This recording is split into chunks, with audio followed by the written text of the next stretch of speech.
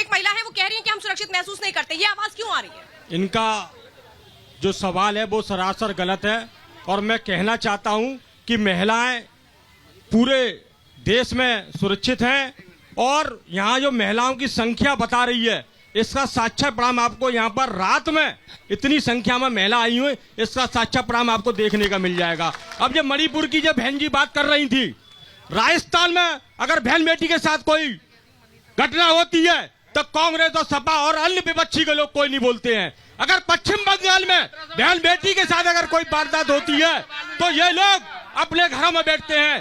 केवल उत्तर प्रदेश में ये विपक्षी लोग राजनीति करना जानते हैं। मैं ये कहूंगी कि आप एक महिला अपनी बात को रख रही है तो सीधी सी बात है, ये भी कह देना कि गलत है ये भी ठीक नहीं है। मैं ये कहूंगी यहाँ जितने भी लोग हैं, भाई सब जरा पीछे उठिए, मैं ये कहूंगी यहाँ जितने भी लोग हैं प्लीज मैं चाहूंगी कि फिरोजाबाद के मुद्दे क्या है और आपके लिए क्या कैसे आगे भविष्य को ले जाना चाहते हैं ये बताइए। एक मिनट मैडम प्लीज थोड़ा पीछे हो जाइए। सबसे पहले तो मैं सवाल हो चुका है। बहन जी ने कहा था कानून व्यवस्था कितनी अच्छी है, उस पर मैं जवाब दे दूं। नहीं आप जवाब मत दीजिए, आप सवाल कीजिए, जवाब वो देंगे, अमित जी देंगे। सवाल कर रहा हूं, पुलिस के बीचों बीच अतीक अहमद को गोली मार दी जाती, इतनी अच्छी कानून व्यवस्था है। तो माफिया को नहीं, माफिया को क्या करें, हार पहना दें?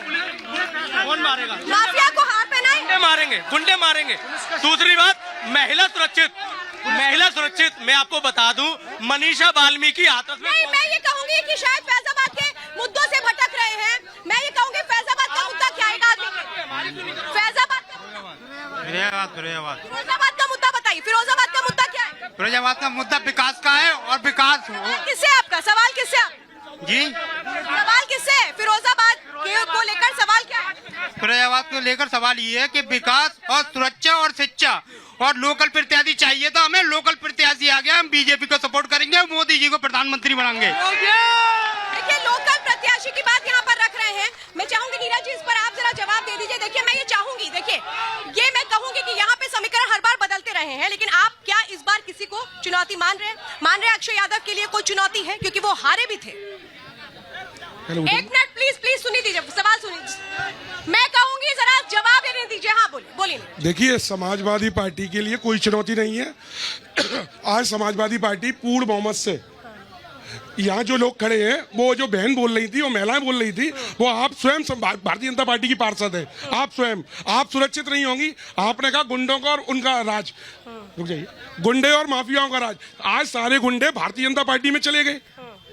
बदमाशी तो वही फैलाते थे ना। आज सारे गुंडे भाजपा भाजपा गुंडा युक्त हो गई। 80 में कितनी सीटें आएंगी? 80 हराओ, नौकरी पाओ। अच्छा ये वादा पक्का है?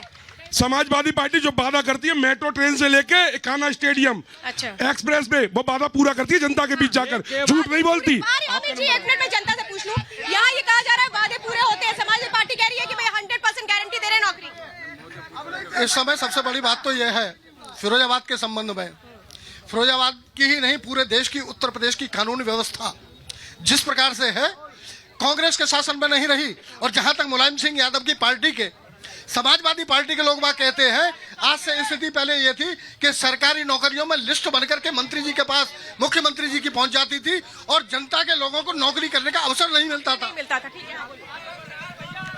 फिरोजाबाद की जनता क्या सोचती है, मैं ये जानना चाहता हूँ। सपा का जब शासन था तो एक नारा था, नहीं खुली दुकान, एक तो खाली प्लॉट हमारा है, ये सपा का नारा है। और सपा में हमारी बहन बेटियां घर से बाहर निकलती थी, जब अंधेरा होता था उसके बाद घर से बाहर निकलना बिल्कुल दुश्वार हो जाता था। और मतलब सुरक्षा का विषय था जो आप सही। जी मेन जो उद्देश्य है सरकार का, वो सबसे ज्यादा सुशासन की व्यवस्था है। इस समय सभी नागरिक फिरोजाबाद में सुशासन है बिल्कुल, और इतना सुशासन है, यहाँ की व्यवस्था से आप खुश हैं?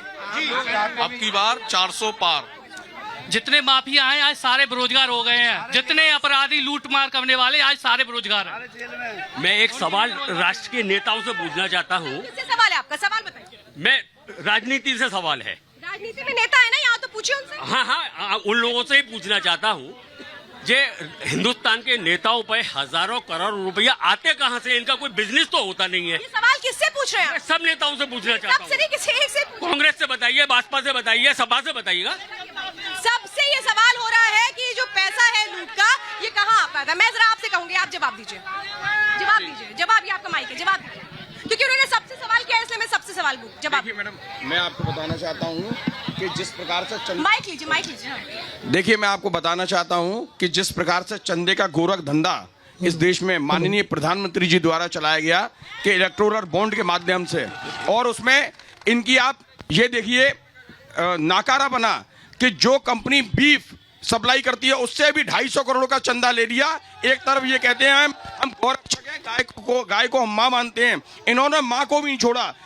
भगवान राम के व्यापारी जो हैं वो इस वक्त स्थिति उन्होंने इस्तेमाल मत करें भगवान राम नहीं, के जो सही है वो शब्द का इस्तेमाल होगा। ये बिल्कुल पूरी भगवान ये ऐसे भगवान राम के व्यापारी हैं कि ये चुनाव में भगवान राम को ईवीएम पे लेके चले आए हैं, इसलिए ये भगवान राम के व्यापारी हैं। नहीं, बिल्कुल भक्ति की इसमें इनकी भक्ति ऐसे पता चलती है कि भगवान राम का पूरा चंदा भी ये लोग खा गए, जिसका हिसाब पब्लिक अगर मांग रही है तो उसका जवाब दिया गया था जय श्री राम। लेकिन प्रधानमंत्री तो कह रहे हैं कि कांग्रेस का एक ही मंत्र है लूट को लेकर,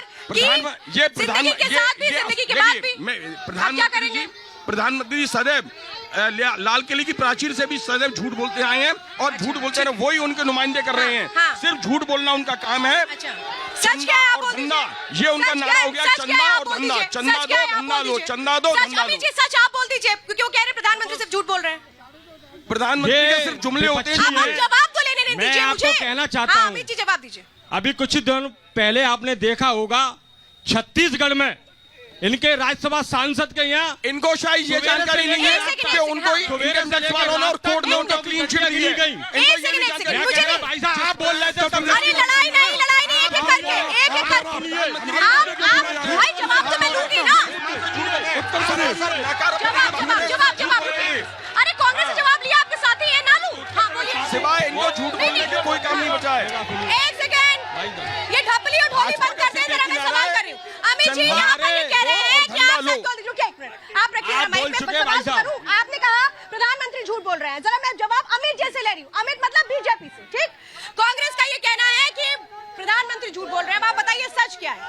सच ये है कि 70 सालों में इस देश को लूटने और खसूटने का कार्य कांग्रेस की सरकारों ने किया। मैं आपको बताना चाहता हूं, इनकी जितने भी सांसद या मंत्री या मुख्यमंत्री रहे, उनके यहाँ पर ईडी की रेड पड़ी या सेल टैक्स की रेड पड़ी या कोई भी रेड पड़ी। इससे फिरोजाबाद का क्या मुद्दा है? इससे फिरोजाबाद का क्या मतलब है? ये तो इनको सोचना चाहिए था। और अभी इन्होंने, मैं बताना चाहता हूं कि वहां पर जब रेड पड़ी तो देखने वाली जनता की भी आंखें दंग रह गई। अच्छा। सुबह से लेकर नीरज जी, यहाँ पे अमित जी कह रहे हैं कि भाई यहाँ का रेड का मुद्दा है क्या? फिरोजाबाद में रेड का मुद्दा है क्या चुनाव में? भारतीय जनता पार्टी जो कर ले वो काफी है। अजीत पवार चक्की पीसिंग भाजपा में जाएंगे, साफ होएंगे।